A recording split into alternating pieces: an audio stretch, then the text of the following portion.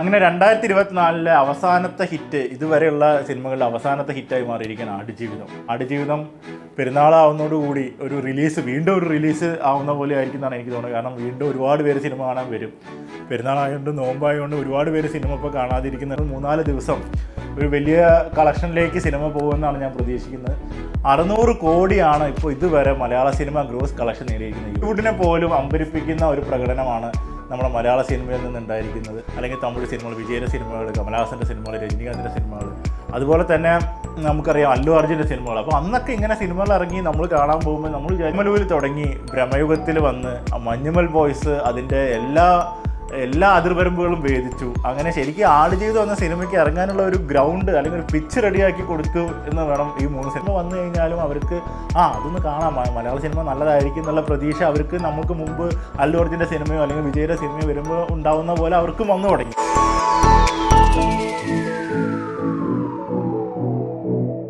നമസ്കാരം.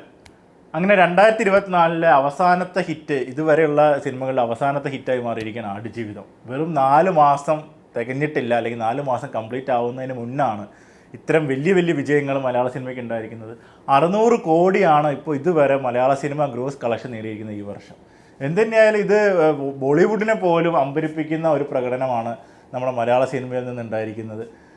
നമ്മളൊക്കെ അറിയാം, മുമ്പ് ഇപ്പോൾ ഞാനൊക്കെ പാലക്കാട് ജില്ലയിലായിരുന്നു. അതുകൊണ്ട് തന്നെ നമുക്ക് തമിഴ് സിനിമയുടെ ഇൻഫ്ലുവൻസ് നമുക്ക് ഒരുപാടാണ്. അല്ലെങ്കിൽ തമിഴ് സിനിമകൾ, വിജയൻ്റെ സിനിമകൾ, കമലഹാസൻ്റെ സിനിമകൾ, രജനീകാന്തിൻ്റെ സിനിമകൾ, അതുപോലെ തന്നെ നമുക്കറിയാം അല്ലു അർജുൻ്റെ സിനിമകൾ. അപ്പോൾ അന്നൊക്കെ ഇങ്ങനെ സിനിമകൾ ഇറങ്ങി നമ്മൾ കാണാൻ പോകുമ്പോൾ നമ്മൾ വിചാരിക്കാറുണ്ടായിരുന്നു നമ്മൾ ഇവരുടെ സിനിമയെല്ലാം കാണാൻ പോകുന്നു. അപ്പോൾ നമ്മുടെ സിനിമകൾ എന്താ ഇവരുടെ അവിടെയൊന്നും പോകാത്തത്, അല്ലെങ്കിൽ നമ്മളെ സിനിമ കാണാൻ എന്താ ഇവർ വരാത്തത് എന്ന്. അതിന് അവർ അന്ന് ചെയ്ത മാർക്കറ്റിങ്ങും അല്ലെങ്കിൽ സിനിമ എല്ലാ ഭാഷകളിലും അവർ ഇറക്കാൻ കാണിച്ച ഒരു ഇതൊക്കെ തന്നെയായിരുന്നു. പക്ഷെ നമ്മുടെ സിനിമകളും അങ്ങനെ ഒരിക്കലും അങ്ങനെ ചെയ്യാൻ നമ്മൾ അത്ര വലിയ സിനിമകൾ ചെയ്തിട്ടില്ല എന്നാണ് സത്യം. എന്നാൽ ഇക്കൊല്ലം എല്ലാത്തിനും വിപരീതമായി, അല്ലെങ്കിൽ എന്താ പറയുക, നമ്മളൊരു വീഡിയോ അല്ലെങ്കിൽ ഒരു സിനിമ ഹിറ്റായി എന്ന് പറയുന്ന പോലെ തന്നെ പ്രേമലുവിൽ തുടങ്ങി ഭ്രമയുഗത്തിൽ വന്ന് മഞ്ഞുമൽ ബോയ്സ് അതിൻ്റെ എല്ലാ അതിർവരമ്പുകളും ഭേദിച്ചു. അങ്ങനെ ശരിക്കും ആടുജീവിതം എന്ന സിനിമയ്ക്ക് ഇറങ്ങാനുള്ള ഒരു ഗ്രൗണ്ട് അല്ലെങ്കിൽ ഒരു പിച്ച് റെഡിയാക്കി കൊടുത്തു എന്ന് വേണം ഈ 3 സിനിമകളും ചെയ്തതെന്ന് വേണം പറയാൻ.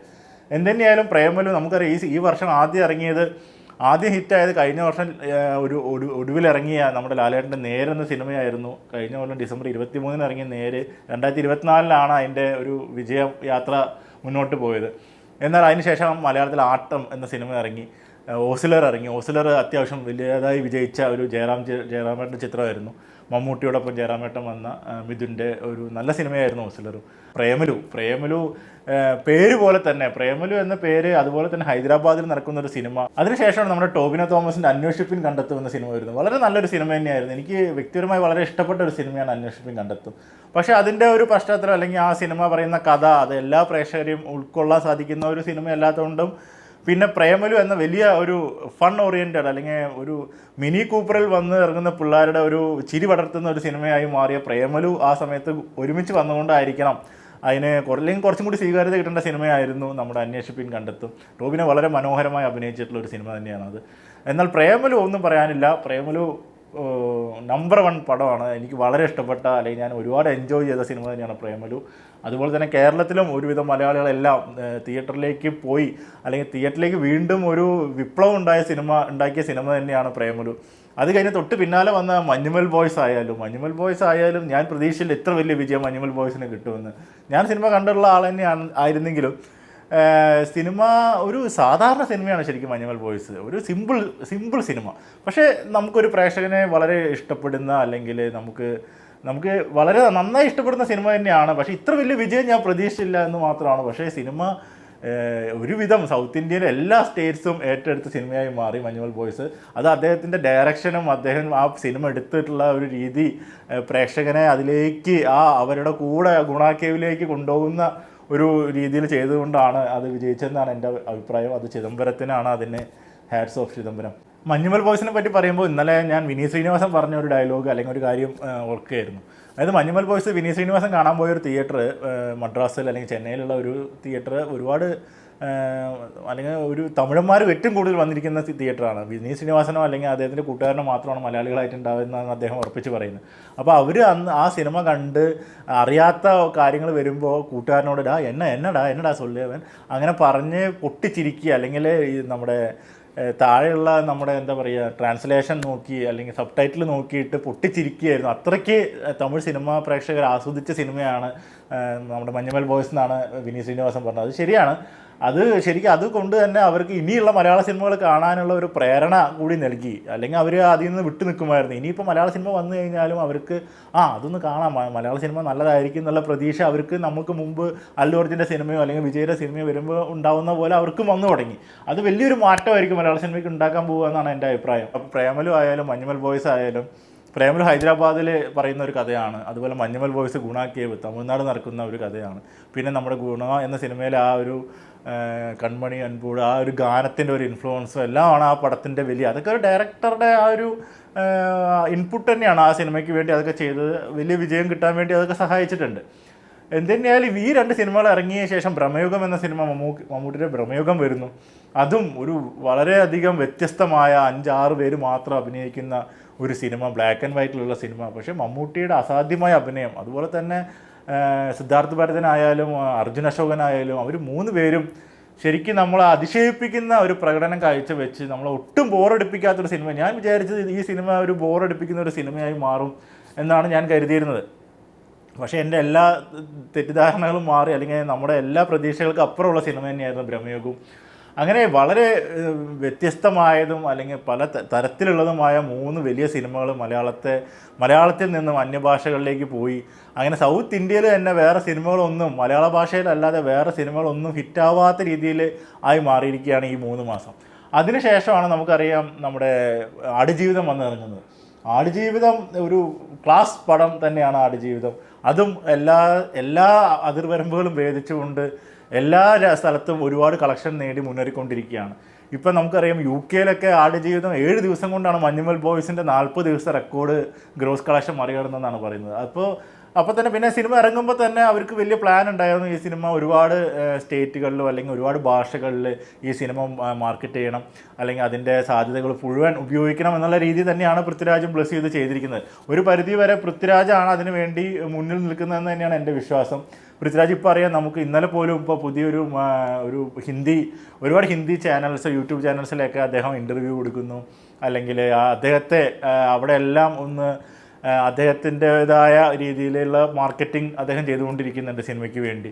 അപ്പോൾ ആടുജീവിതമായിരിക്കും മഞ്ഞുമൽ ബോയ്സിനെയും കടന്ന് മലയാളത്തിലെ ഏറ്റവും വലിയ ഒരു സിനിമയായി മാറാൻ പോകുന്നതെന്നാണ് ഞാൻ പ്രതീക്ഷിക്കുന്നത്. അതുപോലെ തന്നെ ലാലേട്ടൻ്റെ ഇറങ്ങിയ സിനിമയായിരുന്നു നമ്മുടെ മലൈക്കോട്ടെ വാലിബൻ. വ്യക്തിപരമായി എനിക്ക് നമ്മൾ പ്രതീക്ഷിച്ച ഒരു സിനിമ ആയിരുന്നില്ല മലൈക്കോട്ടെ വാലിബൻ. അതിൻ്റേതായ പരാജയം തന്നെയാണ് അതിന് നേരിട്ടത്. എനിക്ക് പക്ഷേ ഓവറോൾ സിനിമ നോക്കുമ്പോൾ ഒന്ന് കണ്ടിരിക്കാവുന്ന ഒരു സിനിമയായിട്ട് തോന്നി. പക്ഷേ എന്നാലും നമ്മൾ പ്രതീക്ഷിച്ചതിൻ്റെ ഒരു 50% പോലും സിനിമ ഇന്ന് കിട്ടിയിട്ടില്ല എന്നുള്ളത് യാഥാർത്ഥ്യം തന്നെയാണ്. പക്ഷേ ഒരു അനുഭവമായിരുന്നു സിനിമ കണ്ടത്. അദ്ദേഹത്തിൻ്റെ ആ ഒരു ഷൂട്ടിങ്ങും അല്ലെങ്കിൽ ലാലേട്ടൻ്റെ ആ ഒരു അഭിനയവും കാര്യങ്ങളെല്ലാം അതെല്ലാം നമ്മൾ സാധാരണ ലാലേട്ടിൽ നിന്ന് പ്രതീക്ഷിക്കുന്നത് തന്നെയാണ്. അതിൽ കവിഞ്ഞ ഒന്നും ഇല്ലാത്തതുകൊണ്ട് തന്നെയാണ് സിനിമ കൂപ്പുകുത്തിയത്. അതുപോലെ ഇതോടൊപ്പം പറയേണ്ടതാണ് നമ്മുടെ ഓൺലൈൻ മീഡിയയുടെ ഒരു ഇൻഫ്ലുവൻസ്. മലയാള സിനിമയിലെ ഓൺലൈൻ മീഡിയ ഇപ്പോൾ നമുക്കറിയാം, ഒരുപാട് മീഡിയ ഓൺലൈനിൽ ഫേസ്ബുക്കിലും യൂട്യൂബിലൊക്കെ ഉണ്ട്, ഒരുപാട് പ്രൊമോഷൻ ഉണ്ട്, ഒരുപാട് ഇൻ്റർവ്യൂസ് ഉണ്ട്. അപ്പോൾ അത് മുഴുവൻ പ്രേക്ഷകരെ നന്നായി ഇൻഫ്ലുവൻസ് ചെയ്യുന്നുണ്ടെന്നുള്ളതിൽ ഒരു സംശയമില്ല. പിന്നെ വൈഡ് റിലീസ് അതൊരു വലിയ ഘടകം തന്നെയാണ്. മാക്സിമം ആളുകൾ സിനിമ കാണുന്ന ആദ്യത്തെ ദിവസം സിനിമ നല്ലതാണെന്നുള്ള അഭിപ്രായം കൂടി വരുമ്പോൾ പിന്നീട് അങ്ങോട്ട് ആളുകൾ ഇടിച്ചു കയറുന്നുള്ളത് നമുക്കറിയാം. അതുപോലെ റിവ്യൂ പറയുന്നവർ, ഇപ്പോൾ കോക്കിൻ്റെ റിവ്യൂ ഒക്കെ ഞാൻ വളരെയധികം ഇഷ്ടപ്പെടുന്ന ഒരു വ്യക്തിയാണ് അശ്വന്ത് കോക്ക്. അദ്ദേഹം റിവ്യൂ പറയുന്നത് നമ്മുടെ ഒരു കൂട്ടുകാരെ നമുക്ക് സിനിമ കണ്ടിട്ടുള്ള അഭിപ്രായം വളരെ തുറന്ന മനസ്സോടുകൂടി പറയുന്നതായി അങ്ങനെയാണ് എനിക്ക് തോന്നിയിട്ടുള്ളത് അദ്ദേഹത്തിൻ്റെ റിവ്യൂസൊക്കെ. അദ്ദേഹത്തിൻ്റെ റിവ്യൂസും സിനിമയ്ക്ക് ഒരു പരിധി വരെ ഇൻഫ്ലുവൻസ് ചെയ്തിട്ടുണ്ട്. എന്നാൽ അദ്ദേഹം നല്ലതാണ് എന്ന് പറയുന്ന എല്ലാ സിനിമകളും വിജയിക്കണമെന്നൊന്നുമില്ല. അതിൻ്റെ ഉദാഹരണമാണ് ഇപ്പോൾ അന്വേഷിപ്പും കണ്ടെത്തും. അദ്ദേഹം വളരെ നല്ല അഭിപ്രായം പറഞ്ഞാണ്. പക്ഷേ അത് കാണാവുന്ന അല്ലെങ്കിൽ കാണാൻ ആഗ്രഹിക്കുന്ന പ്രേക്ഷകർ തന്നെ അത് കാണുള്ളൂ. അല്ലാതെ അദ്ദേഹം അത് പറഞ്ഞു എന്ന് കരുതി ആ പടം വിജയിക്കാനോ അല്ലെങ്കിൽ അദ്ദേഹം അത് മോശമാണെന്ന് പറഞ്ഞുകൊണ്ട് ഒരു സിനിമ അതുകൊണ്ട് മാത്രം പരാജയപ്പെടുമെന്നും എനിക്ക് തോന്നുന്നില്ല. അത് അദ്ദേഹത്തിൻ്റെ അതേ നയത്തിൽ തന്നെയാണ് ഞാനും പറയുന്നത്.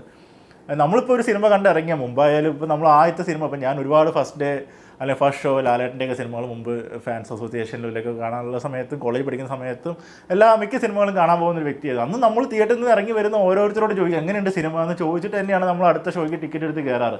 അല്ലാതെ നമ്മൾ അവരോട് സിനിമയുടെ അഭിപ്രായം അറിയാതെ അല്ല നമ്മൾ കയറാറ്. അത് എന്തായാലും ചോദിക്കും. അതിന് പകരം ഇപ്പോൾ ഇന്നത്തെ സോഷ്യൽ മീഡിയയുടെ കാലഘട്ടം ആയതുകൊണ്ട് പൃഥ്വിരാജ് പറഞ്ഞ പോലെ ഇതൊന്നും നമുക്ക് കൺട്രോൾ ചെയ്യാൻ സാധിക്കില്ല. ഇതൊക്കെ സംഭവിക്കും എന്ത് തന്നെയാലും. അശ്വന്ത് കോക്ക് അല്ലെങ്കിൽ വേറൊരാൾ അതിനുണ്ടാവും.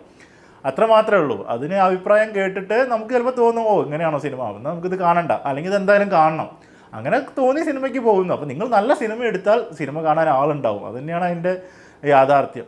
അപ്പോൾ ഇനി മലയാള സിനിമ 600 കോടി തകർത്ത് അല്ലെങ്കിൽ 600 കോടി നേടി 650 യാത്രയാണ്.